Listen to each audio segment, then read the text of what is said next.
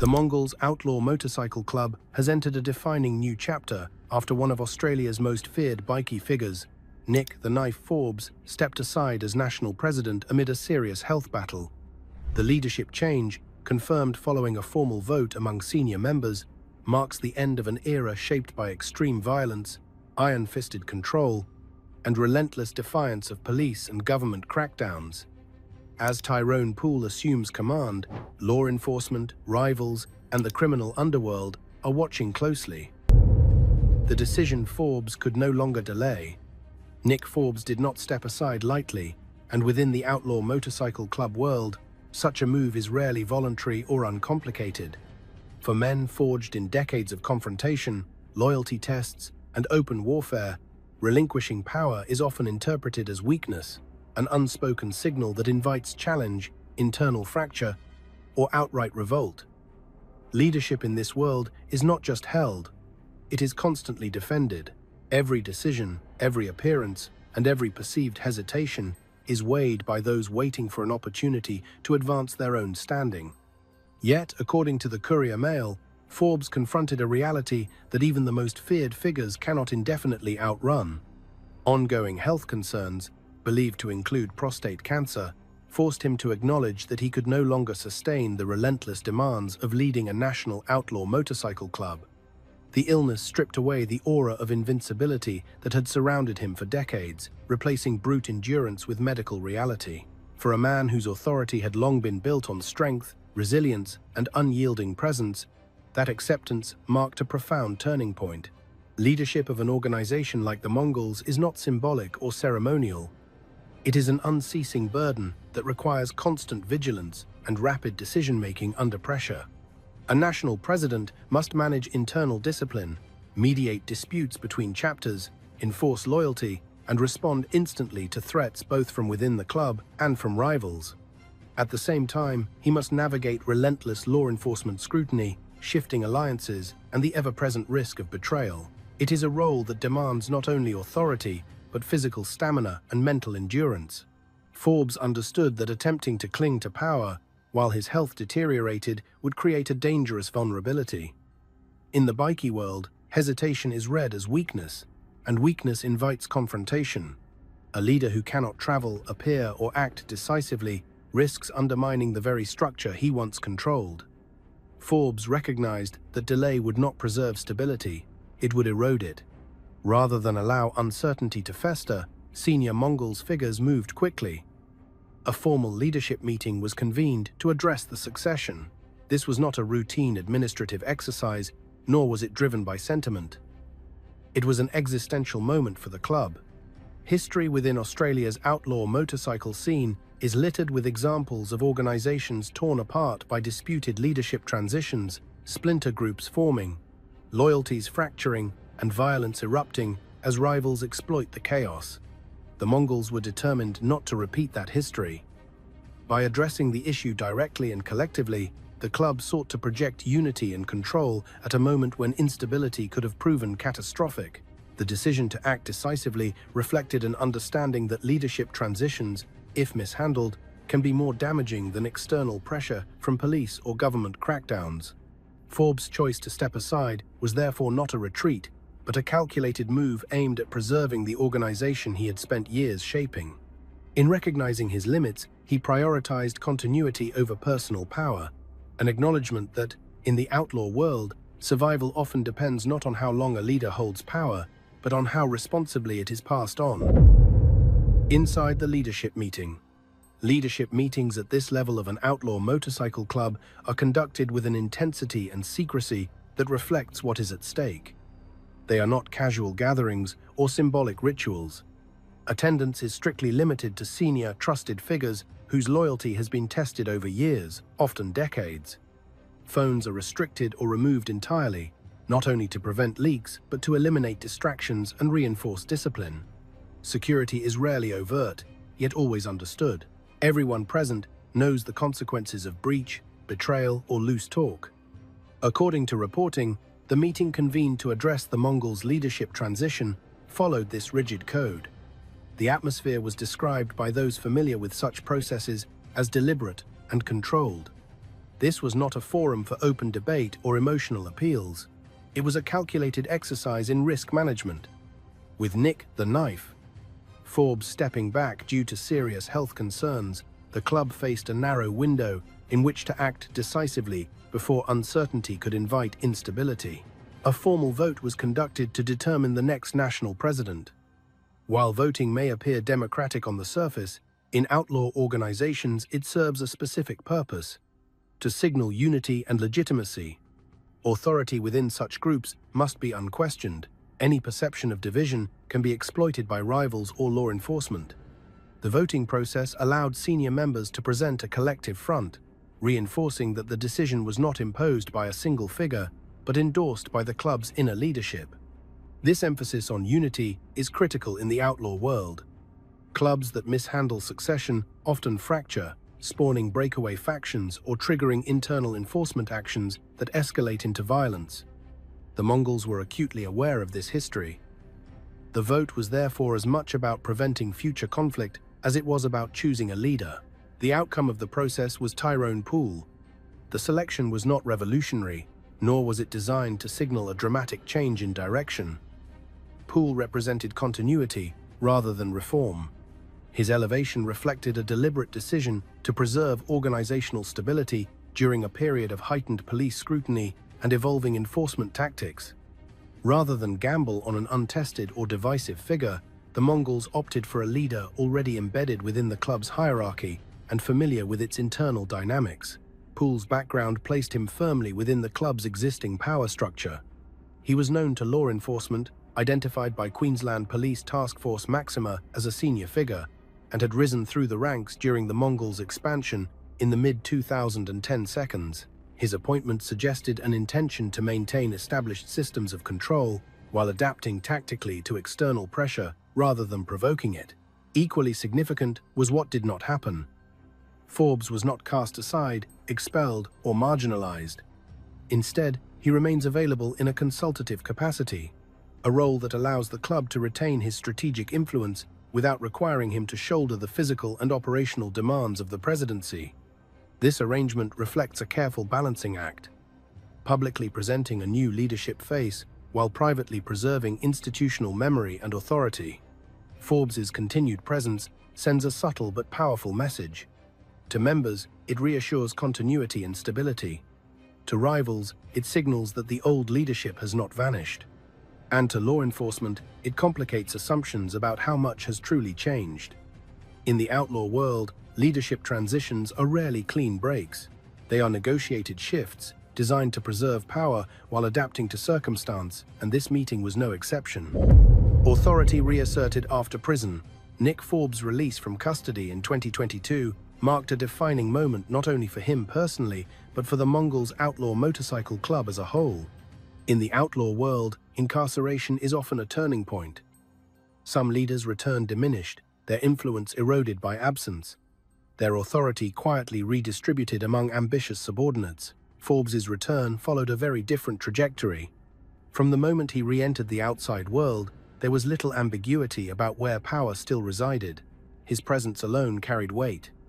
Associates described his post-release movements as calculated rather than celebratory measured appearances, deliberate communications, and carefully timed interventions that left no doubt he was once again directing outcomes rather than reacting to them. There was no public fanfare, but within the club, the message was unmistakable. The hierarchy remained intact. Rather than easing back into the role, Forbes treated his return as a strategic reset. Time inside had not softened his leadership style. If anything, it sharpened it. He began assessing loyalties, internal alignments, and unresolved tensions that had developed during his absence. In organizations like the Mongols, time creates drift. Forbes' priority was to eliminate that drift before it hardened into challenge. Restructuring followed swiftly. Decisions were made with precision and finality. Several prominent figures were removed from positions of influence, not through prolonged internal disputes, but through decisive action that left little room for interpretation. The sidelining and expulsion of well-known identities signaled that past status offered no protection if it conflicted with Forbes' vision of control and discipline. Within the bikie world, expulsion carries consequences far beyond loss of membership. It strips individuals of protection, reputation, and standing. Former allies become liabilities overnight. Networks shrink, influence evaporates, and survival becomes far more precarious.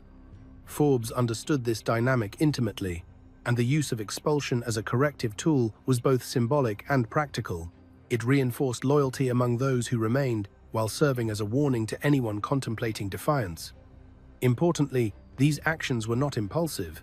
They reflected a broader effort to consolidate authority in an environment increasingly shaped by law enforcement pressure and legislative constraint.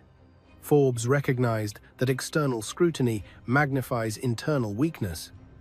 By tightening control internally, he reduced the risk of fractures that could be exploited by police or rival clubs. Those close to the organization observed that Forbes' leadership after prison was less about visibility and more about outcome. He did not need to constantly assert himself publicly. Decisions carried his imprint regardless of whether he was physically present. This quiet authority was arguably more potent than overt displays of power, because it demonstrated that influence flowed from structure, not spectacle. The ripple effects extended beyond the Mongols. Rival clubs took note. In the underworld, perceptions travel quickly. Forbes' post-release maneuvers reinforced his reputation as a figure who could absorb disruption without losing control. Prison, rather than diminishing him, became another chapter in a narrative of resilience and dominance. By the time questions about his health began to surface, Forbes had already reaffirmed his position. There was no doubt, internally or externally, that he still commanded respect. His authority had been reasserted not through words, but through decisive action, leaving little room for challenge and reminding all observers that his grip on power had survived confinement intact. The Fink's Terror Team, where Forbes was forged. To understand Nick Forbes's leadership instincts, it is necessary to examine the environment that shaped them long before he held national power.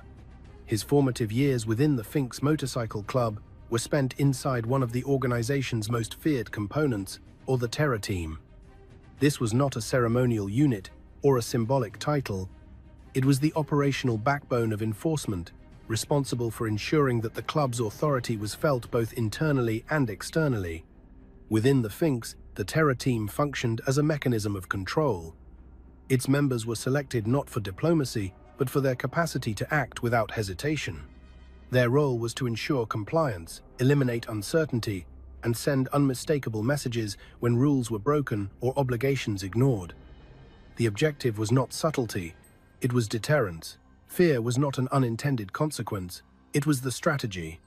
The scope of the Terror Team's responsibilities was broad and often overlapping. Debt collection formed a significant part of their work, but these were not commercial transactions governed by negotiation. Outstanding obligations, whether linked to drugs, loans, membership contributions, or other payments, were treated as tests of respect. Failure to meet them was interpreted as defiance, and defiance demanded response. Enforcement could involve intimidation, coercion, or physical confrontation, depending on the circumstances and the message required. Territory defense was another core function.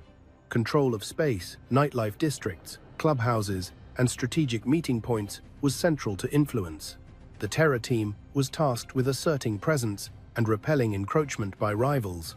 This often involved calculated displays designed to reinforce dominance without triggering full-scale conflict.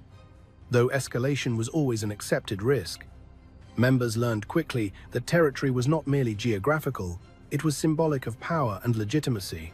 Internally, discipline was enforced with equal severity. The Terror Team ensured that members adhered to rules, protocols, and hierarchies. Disobedience, perceived weakness, or behavior that attracted unwanted attention could result in swift correction. These actions were not arbitrary. It factored the powers of a leader. They were designed to maintain cohesion by demonstrating that authority was real and consequences unavoidable. Retaliation formed another pillar of the team's mandate. Any perceived slight, whether physical, reputational, or territorial, required response. Retaliation was not simply about vengeance, it was about restoring balance and reinforcing boundaries.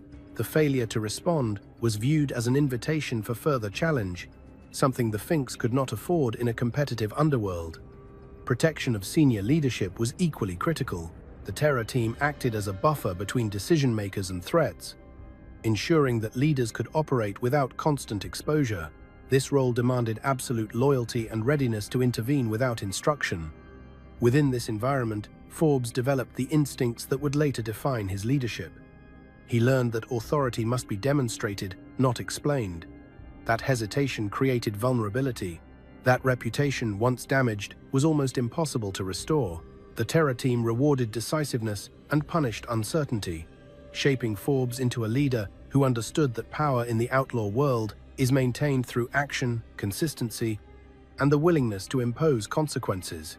This foundation did not merely prepare him for future leadership. It conditioned him to expect resistance and to neutralize it before it could take shape. The Ballroom Blitz, when chaos became history. The events that unfolded at the Royal Pines Resort in 2006 would come to symbolize the unrestrained violence of Australia's bikie wars and permanently alter how authorities viewed the threat posed by outlaw motorcycle clubs. What was intended to be a controlled sporting event, a kickboxing tournament, drawing competitors, officials, and spectators became the stage for one of the most infamous outbreaks of organized violence in the country's modern criminal history. The tension inside the Grand Ballroom had been building long before the first blow was struck. Rival club members were present in significant numbers, fully aware of each other's proximity. In such environments, old grudges rarely remain dormant. When Nick Forbes confronted Christopher Hudson, a former associate who had crossed a line by aligning himself with a rival club, the situation shifted instantly. The strike itself was brief, but its meaning was unmistakable. It was an act layered with history, rivalry, and personal affront. The response was immediate and overwhelming. Within seconds, the ballroom was no longer recognizable as a sporting venue. Tables were overturned, chairs torn free, and bodies surged across the floor in chaotic waves. Violence erupted in multiple pockets at once, making containment impossible. Attendees who had arrived, expecting an evening of sport, found themselves scrambling for exits as panic spread. Security measures proved inadequate against the scale and ferocity of the confrontation. Weapons appeared quickly. Improvised objects became instruments of assault, and the presence of blades and firearms elevated the danger far beyond a spontaneous brawl. The sheer intensity of the clash left little room for restraint. The ballroom echoed with screams, shattering glass, and the sounds of impact as fighters collided. For many witnesses, the speed with which the situation deteriorated was as shocking as the violence itself. By the time order was restored, the aftermath was staggering. The Grand Ballroom sustained extensive damage, with destruction estimated to exceed $40,000. Blood-stained floors, broken fixtures, and abandoned personal items told the story of a venue overwhelmed by brutality. Dozens of people required medical attention, and the psychological impact on witnesses lingered long after the physical wounds were treated. For law enforcement and government officials, the incident marked a turning point. The scale of the violence, the public setting, and the apparent coordination among participants shattered any lingering belief that bikie conflicts were confined to the margins.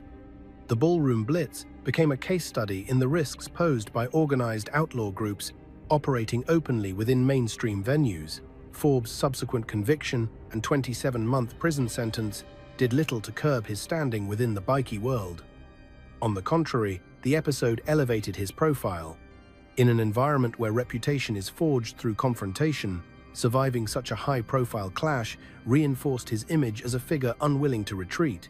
The punishment imposed by the courts was interpreted not as deterrence, but as proof of commitment to an uncompromising code. The Ballroom Blitz entered bikie law as a defining moment, an event retold as both warning and legend. It crystallized the era's volatility and set the stage for intensified policing and legislative response. More importantly, it cemented Forbes' identity as a central figure in a period when chaos was not an anomaly, but a strategy. Hindley Street. Violence under surveillance. By 2011, Australia's bikie wars were no longer unfolding solely in the shadows. Advances in surveillance, combined with increased police focus on nightlife precincts, meant that violence increasingly played out under unblinking electronic eyes. It was in this environment that Nick Forbes became central to another high-profile confrontation, this time on Hindley Street, Adelaide's entertainment strip.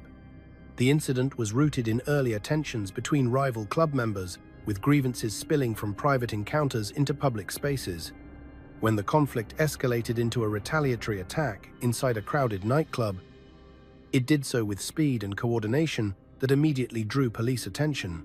Unlike spontaneous bar fights, the movements and actions of those involved suggested preparation and shared intent. What distinguished this confrontation from previous clashes was the volume and clarity of recorded evidence. More than 20 CCTV cameras across Adelaide's CBD captured the unfolding violence from multiple angles. The footage showed Forbes repeatedly advancing into the fray, positioning himself at the center of the confrontation rather than retreating to the periphery.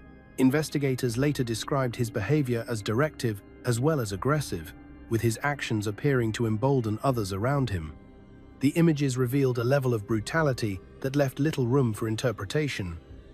Victims were dragged to the ground, strikes were delivered with sustained force, and furniture was repurposed as weapons, became a symbol of the unrestrained nature of the assault.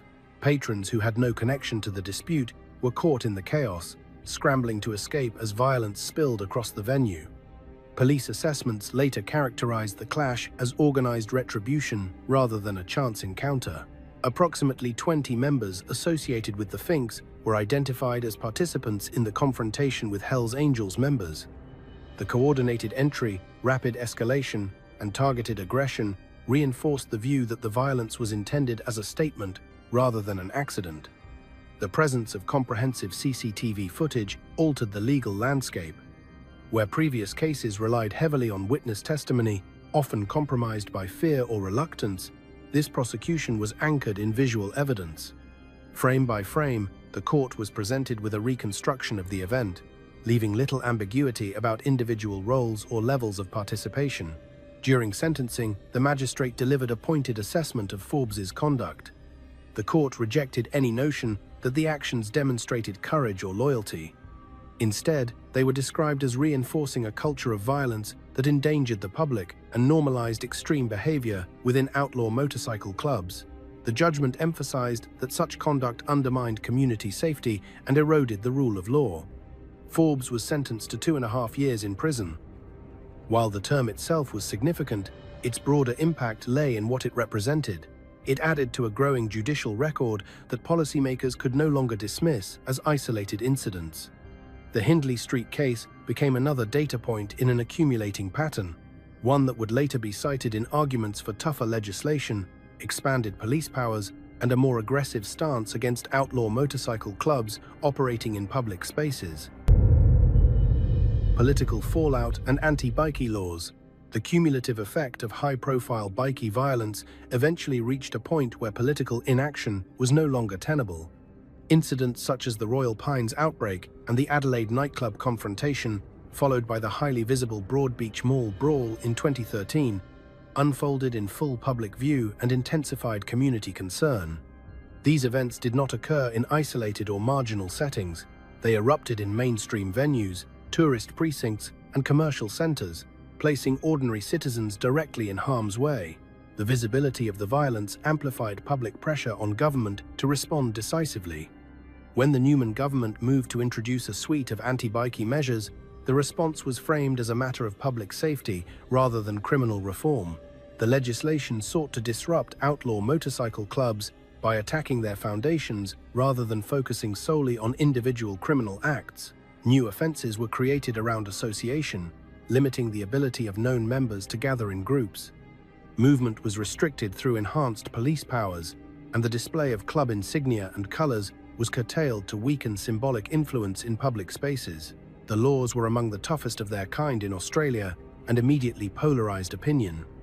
Civil liberties groups and legal advocates argued that the measures undermined fundamental freedoms, including the right to association and the presumption of innocence. They warned that criminalizing identity rather than conduct set a dangerous precedent and risked overreach. Supporters of the legislation, however, contended that traditional policing methods, had proven insufficient against organizations that thrived on intimidation and cohesion. In their view, extraordinary structures required extraordinary responses. For outlaw motorcycle clubs, the impact was immediate and far-reaching. Clubhouses were shut down, meetings were disrupted, and routine activities became subject to scrutiny. Members found themselves facing charges not for overt criminal acts, but for the simple act of standing together in public.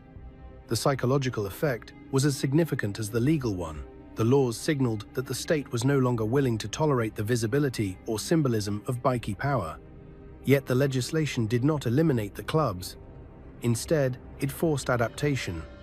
Organizations shifted their methods, altered communication practices, and reassessed how and where they operated. Visibility gave way to discretion. Public displays of strength were replaced by quieter forms of influence.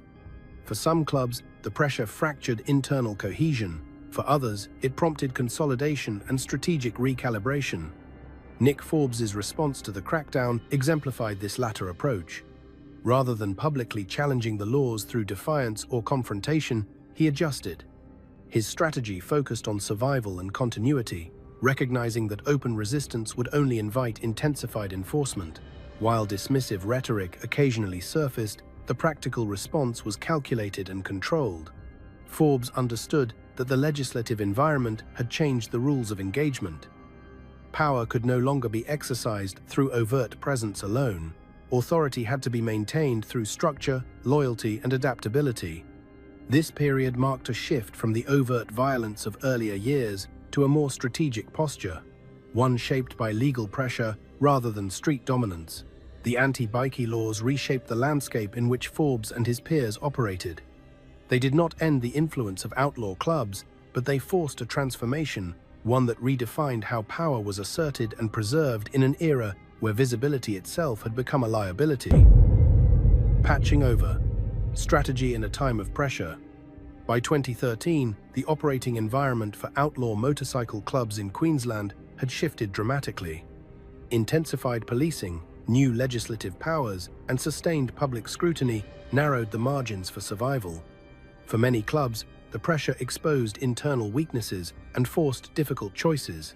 It was within this climate that Nick Forbes, along with a group of aligned members, made the decision to patch over to the Mongols Outlaw Motorcycle Club. Patching over is never a cosmetic act. It represents a complete realignment of loyalty, identity, and structure. Colors are surrendered, hierarchies recalibrated, and allegiances renegotiated. Such moves are typically reserved for moments of strategic necessity rather than opportunity. In this case, the decision reflected a calculated assessment of the emerging landscape rather than an emotional reaction to external pressure. The arrival of Forbes and his associates significantly altered the Mongols' internal composition. They brought with them years of operational experience, established networks, and a reputation forged in earlier conflicts. This influx of seasoned figures strengthened the club's leadership depth and enforcement capability at a time when cohesion was critical. It also introduced a level of discipline shaped by prolonged exposure to both street-level conflict and institutional scrutiny. Nationally, the shift had immediate implications. The Mongols' profile rose as the club absorbed figures known to rivals and police alike. Territories that had once been contested or fragmented were reassessed under a more unified command structure. While overt displays of dominance diminished under legislative pressure, influence continued to be asserted through presence, relationships, and control of key environments. Publicly, Forbes maintained a dismissive stance toward the new anti-bikey laws, framing them as overreach that would not dismantle the club. This rhetoric served an important internal purpose, reinforcing morale and projecting confidence. Privately, however, the strategy was more nuanced. The Mongols focused on consolidation rather than confrontation, prioritizing internal stability and minimizing exposure. Membership processes tightened, communication channels became more controlled, movements were more deliberate. The club adapted to an environment where visibility attracted enforcement and discretion became a survival skill. Rather than retreat, the organization recalibrated, shifting emphasis from symbolic power to structural resilience. The patchover also sent a message beyond Queensland. Other clubs observed that adaptation, rather than defiance, could preserve influence. The Mongols' ability to absorb pressure without fragmentation distinguished them from organizations that struggled under the same conditions. Law enforcement agencies, meanwhile, recognized that the legislative crackdown had not eliminated organized bikie activity, but altered its form. By integrating hardened leadership while avoiding open conflict, the Mongols positioned themselves as a more central force within the national landscape, recognized that the legislative crackdown had not eliminated organized bikie activity, but altered its form. By integrating hardened leadership while avoiding open conflict, the Mongols positioned themselves as a more central force within the national landscape. The club emerged from this period not diminished, but reconfigured, leaner, more disciplined, and better attuned to the realities of modern enforcement. The patchover of 2013 thus marked more than a change of colors. It represented a strategic pivot, one that allowed the Mongols to weather unprecedented pressure and emerge with strengthened cohesion and influence. The execution of Shane Bowen. In 2020, a violent episode from the past resurfaced with fatal consequences, reminding investigators just how long the echoes of bikie conflicts can endure. Shane Bowen, a figure whose name was already etched into outlaw motorcycle club history through earlier clashes, was gunned down at his home in Pimpama in what police later described as an execution-style killing. The attack was calculated, deliberate, and unmistakably symbolic, bearing the hallmarks of an underworld message rather than a spontaneous act. The circumstances surrounding Bowen's death immediately drew intense scrutiny. He was targeted at a private residence, a setting that suggested prior knowledge of his movements and routines.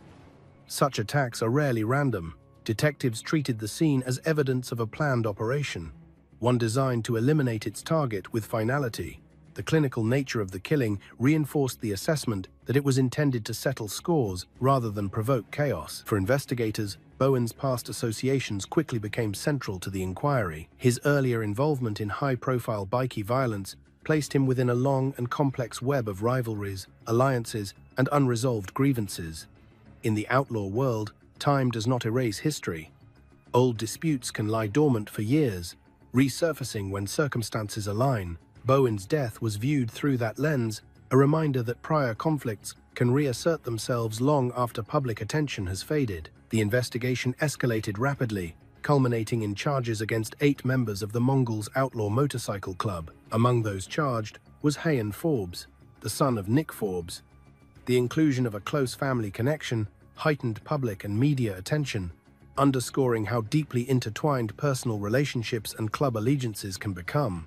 It also reinforced the generational nature of bikie involvement, where family ties and club loyalty often overlap.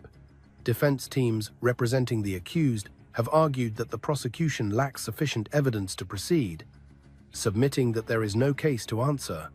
The matter remains before the courts, with a decision pending. Until that ruling is delivered, the case occupies a state of legal suspension, high-profile, unresolved, and closely watched by both law enforcement and the underworld. Nick Forbes himself has not been charged, and authorities have made no suggestion that he was involved in the killing. Nonetheless, the case inevitably drew his name back into the public narrative, linking his past to a present act of extreme violence. For someone who had already stepped back from active leadership, the episode illustrated how reputation and history can persist regardless of current circumstances. Beyond the individuals involved, Bowen's execution highlighted a broader truth about outlaw motorcycle club violence. It rarely exists in isolation. Actions taken years earlier can create ripples that extend far into the future, resurfacing unexpectedly and with devastating impact. Alliances shift, leadership changes, and laws evolve, but unresolved tensions can remain embedded beneath the surface. For police, the killing reinforced the need for long-term intelligence and historical context when investigating organized crime. For the bikie world, it served as a stark reminder that past associations never fully disappear. And for observers, it illustrated how cycles of violence, once set in motion, can continue to reverberate across decades, long after the original conflicts are believed to have ended. A reputation that outlives power. By the time Nick Forbes reached his mid-52s, his standing within Australia's outlaw motorcycle club landscape was no longer tied to any single title or position. It rested instead on reputation, an asset that, in bikie culture, often carries more weight than formal authority. Long after active leadership roles shift or fade, reputation remains currency, shaping how others respond, defer, or calculate risk. Forbes' notoriety was forged in a different era of organized crime. It was a time when dominance was asserted physically, disputes were settled face-to-face, and violence was not only a tool, but a language. This period predated the modern shift toward encrypted communication, layered corporate structures, and financial crime conducted at a distance. In those earlier years, visibility mattered, presence mattered, and survival depended on the willingness to confront threats directly. That context is essential to understanding why his name still resonates. Forbes belongs to a cohort of figures whose influence was established before technology and legislation reshaped the underworld. For them, credibility was earned through endurance, through arrests, trials, prison terms, and returns to the street. Each cycle reinforced standing rather than diminishing it. To contemporaries and successors alike, such longevity signals resilience. As the environment evolved, so too did the nature of power. Younger figures increasingly operate behind layers of insulation, avoiding the exposure that once defined bikie leadership. Yet within this quieter, more cautious landscape, figures like Forbes occupy a symbolic role. They represent a lineage of authority rooted in direct action, one that newer members reference even if they no longer replicate it. Importantly, Forbes' reputation now functions independently of day-to-day decision-making. He does not need to issue orders or appear publicly to exert influence. His name alone carries implied history, an understanding of what he has endured and what he once controlled. In outlaw culture, that history creates a form of passive authority. It shapes conversations, influences judgments, and discourages casual challenges.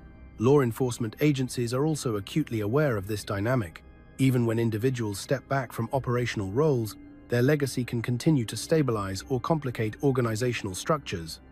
A respected elder can deter internal conflict simply by existing as a reference point. Conversely, their absence can create uncertainty. Forbes' continued presence, even at a distance, provides continuity in a world where instability often invites violence. There is also a broader cultural dimension. Within bikie mythology, figures from earlier eras are often elevated precisely because they operated before the constraints of modern surveillance.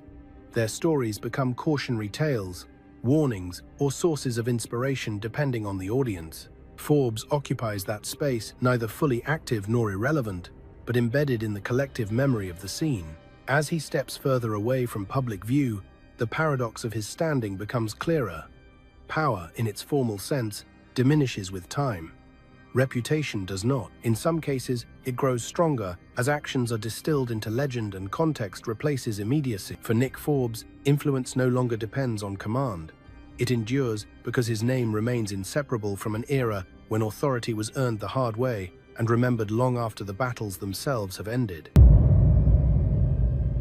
Rise through the ranks. Tyrone P's ascent within the Mongols reflects the realities of a changing underworld.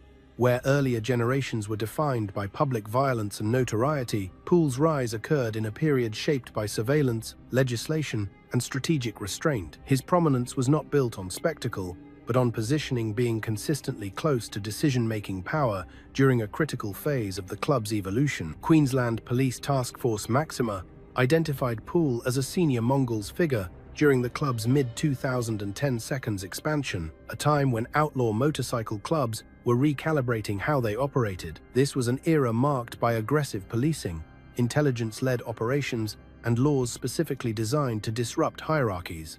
Advancement under such conditions required discipline, discretion, and loyalty rather than flamboyance. Poole emerged within this environment as a reliable internal operator. He was present during periods when the Mongols absorbed former members of other clubs and consolidated their footprint in southeast Queensland. These transitions are rarely smooth. They require internal negotiation, enforcement of rules, and the quiet resolution of disputes before they escalate into fractures. Poole's continued elevation suggests he was trusted to navigate those pressures without drawing unnecessary attention. Unlike figures whose reputations were cemented through headline-grabbing confrontations, Poole's standing appears to have been built incrementally. His authority grew through repeated association with senior leadership, attendance at key gatherings, and involvement in organizational logistics rather than overt enforcement. In modern outlaw structures, such roles are often more valuable than raw intimidation. They ensure continuity while minimizing exposure. Law enforcement assessments consistently place Poole within the club's upper tier during years of heightened scrutiny. That alone is telling. Remaining active and relevant while avoiding long custodial sentences or public infamy requires a careful balance. It suggests an ability to operate within the boundaries imposed by anti-association laws while still maintaining influence internally. This kind of survivability has become a marker of competence in contemporary bikie leadership. Poole's rise also coincided with a broader shift in how authority is recognized. Respect is no longer derived solely from fear. It increasingly comes from reliability being present, following protocol, and protecting the organization's interests when pressure mounts. Leaders are expected to manage risk, not magnify it. Poole's trajectory aligns with that expectation. Within the Mongols, this made him a natural candidate when succession became unavoidable. He represented familiarity rather than disruption. Members knew his history, his loyalties, and his limitations. That predictability is valuable in organizations where sudden change can invite internal challenges or external exploitation. Importantly, Poole's ascent does not signal a break from the past, but an adaptation to the present.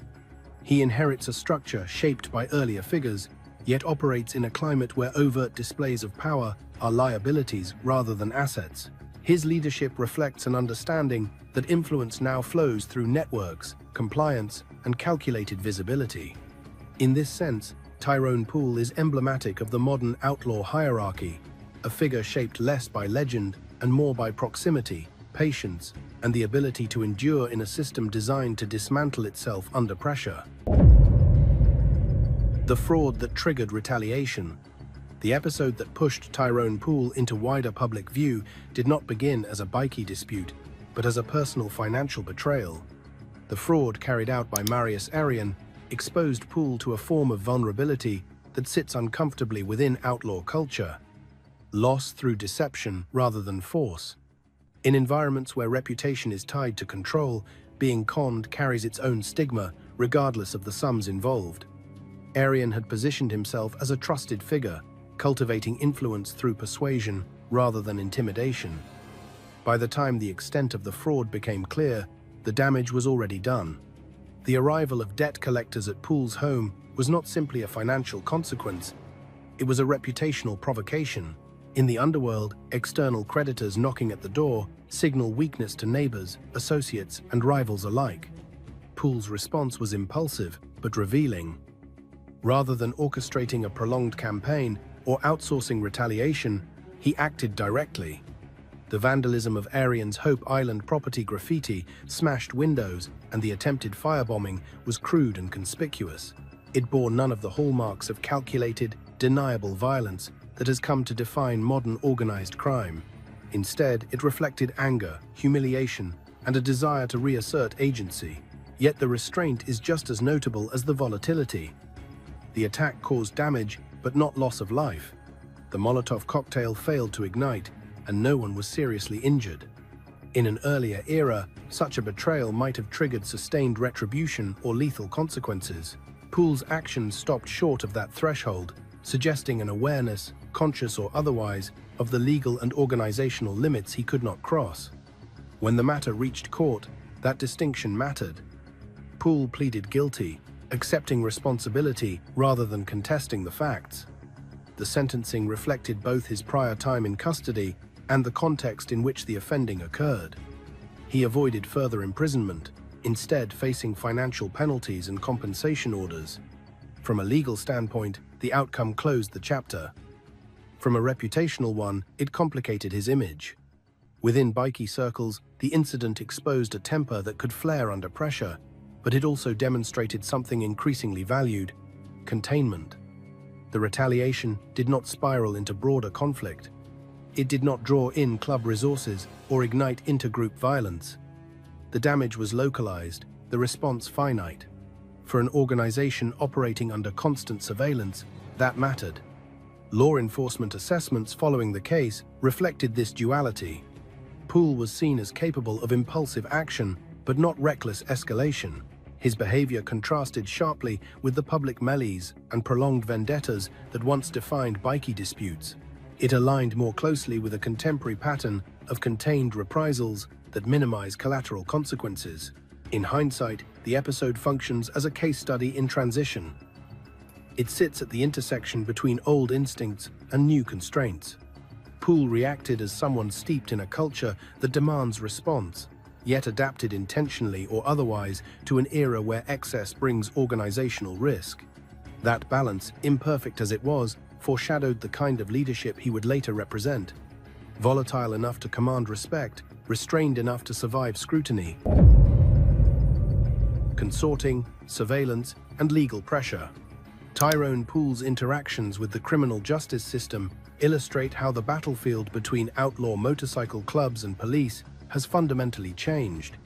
Where earlier eras focused on prosecuting violence after it occurred, Poole's legal history reflects a preventative strategy, one aimed at dismantling networks before overt crimes can be carried out. Anti-bikey legislation became the primary tool in that shift, and Poole was repeatedly caught within its scope. Consorting laws are deliberately broad.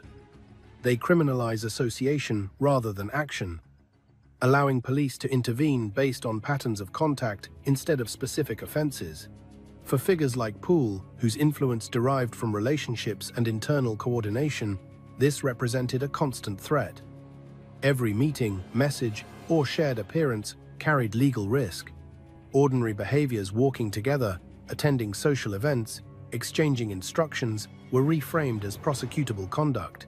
Poole's convictions under these laws underscored how deeply embedded he was within the Mongols' operational core. Courts were presented with evidence of repeated contact with recognized members, structured communication, and attendance at locations associated with club activity. None of it needed to prove violence or trafficking. The relationships themselves were the offense. This form of policing is as much psychological as legal.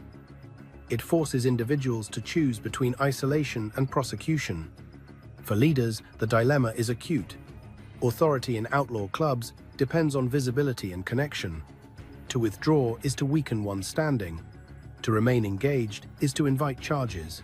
Poole's continued presence, despite repeated legal pressure, suggests a calculation that influence was worth the risk. Surveillance became a constant backdrop. Police monitoring extended beyond physical tailing to include telecommunications data, license plate recognition, and covert observation of businesses and gyms linked to club members. These methods were designed not only to gather evidence, but to remind targets that they were always being watched. For someone positioned near the top of the hierarchy, that scrutiny was unavoidable. Bail breaches further illustrated the difficulty of compliance under such conditions. Restrictions often prohibited contact with specific individuals or entry into certain locations, conditions that effectively criminalized normal participation in club life. Even inadvertent contact could trigger arrest.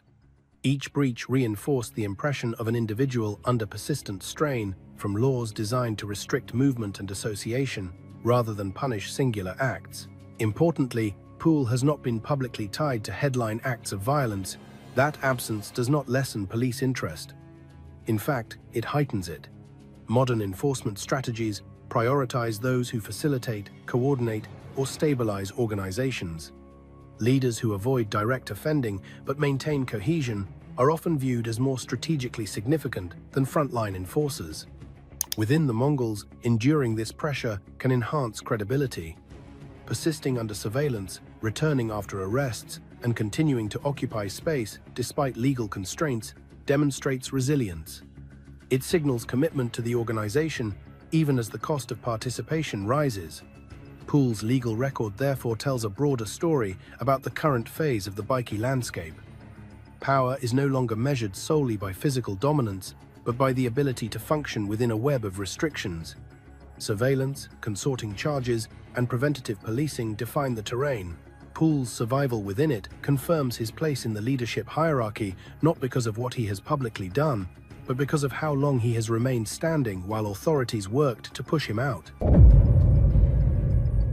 Law enforcement's calculated watch. Transitions within outlaw motorcycle clubs invariably attract heightened attention from law enforcement.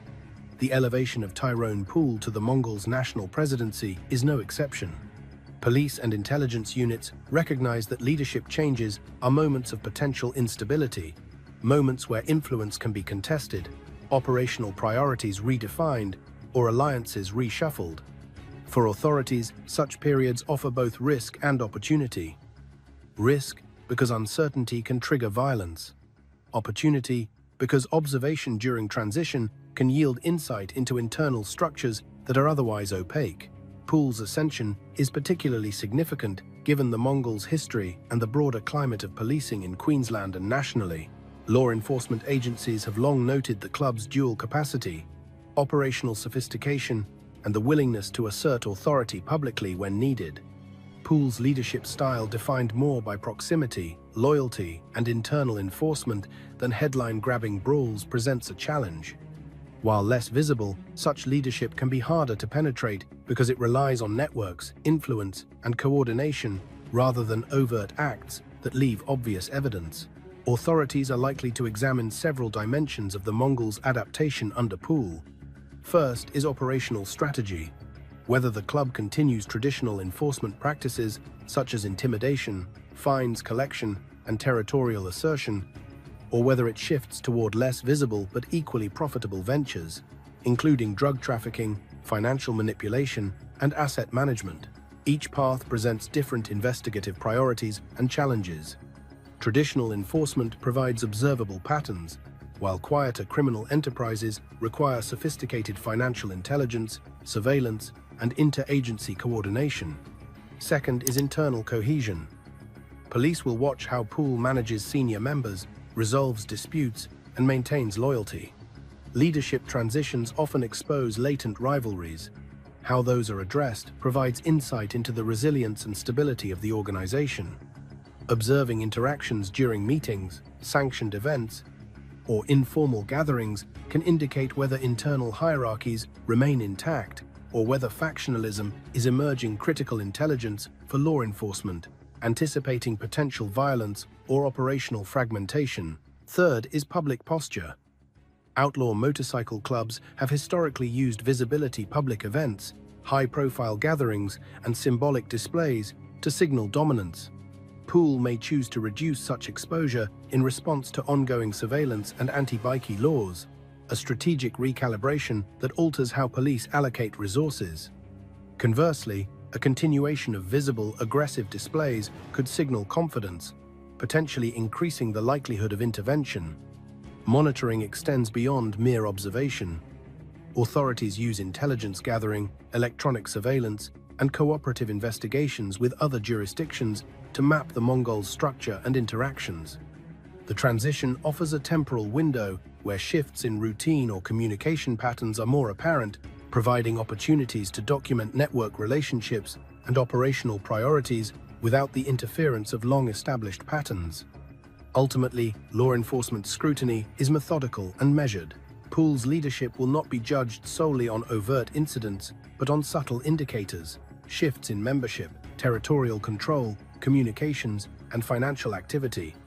Any deviation from historical norms, whether greater discretion or continued traditional enforcement, will be carefully recorded and analyzed. In this environment, the Mongols' adaptation under new leadership is a critical indicator not just of organizational resilience, but also of the evolving dynamic between outlaw clubs and the state apparatus tasked with containing them. Rivals and internal dynamics. In the world of outlaw motorcycle clubs, leadership is never simply granted, it is earned and continuously tested. With Nick Forbes stepping back and Tyrone P assuming the presidency of the Mongols, rival clubs, internal factions, and even law enforcement are observing closely, measuring the new leader's capacity to maintain authority under pressure. Unlike Forbes, whose reputation had been forged in violent spectacle and public brawls, P's authority is built more subtly, rooted in strategic management, internal cohesion, and the ability to navigate a complex legal and social landscape. Rival clubs, most notably the Hells Angels, Rebels, and remnants of smaller regional gangs, are attuned to any sign of weakness. Leadership transitions historically create perceived vulnerabilities. Competitors often test the waters through territory incursions, challenges to influence, or attempts to recruit disaffected members. Pool faces the immediate task of demonstrating that the Mongols remain united and operationally robust, that authority is consistent and unquestioned, and that any perceived instability will be met with calculated enforcement. Unlike overt confrontation, this authority is communicated through presence, internal discipline, and the ability to control the club's narrative, both internally and externally. Internally, the Mongols must also reconcile different loyalties. Forbes' tenure produced a hierarchy shaped by fear, myth, and the long shadow of high-profile violence. Senior members accustomed to Forbes' leadership style may initially test Pool's approach, either subtly through questioning decisions or overtly through internal disputes. Maintaining cohesion in this environment requires careful balancing of influence, enforcement of rules, and cultivation of loyalty. Pool must demonstrate competence not only in decision-making, but also in strategic restraint, showing that he can preserve authority without destabilizing the club. Pool's leadership style, defined by proximity to power and operational reliability rather than spectacular violence, reflects a shift in the broader bikey environment. The modern outlaw landscape places greater emphasis on discretion, adaptability, and strategic positioning.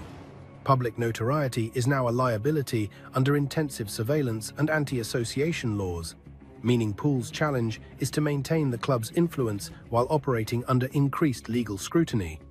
Authority, therefore, must be demonstrated through results, adherence to organizational norms, and the ability to navigate law enforcement pressures rather than relying solely on reputation forged through past violence. Leadership is constantly under observation in this culture. Members, both junior and senior, will assess Pool's capacity to enforce rules, manage disputes, and maintain the club's cohesion. Rival clubs will gauge the Mongols' readiness to defend territory or assert influence in contested areas.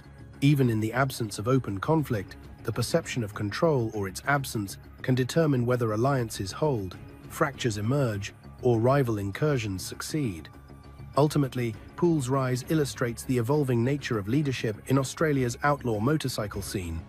Whereas Forbes relied on myth, fear, and a legacy of violent dominance, Pool must establish authority through strategic oversight, disciplined internal control, and visible competence.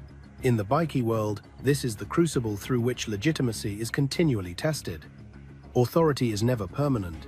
It is constantly validated through action, decision-making, and the subtle projection of power, both to allies and adversaries alike.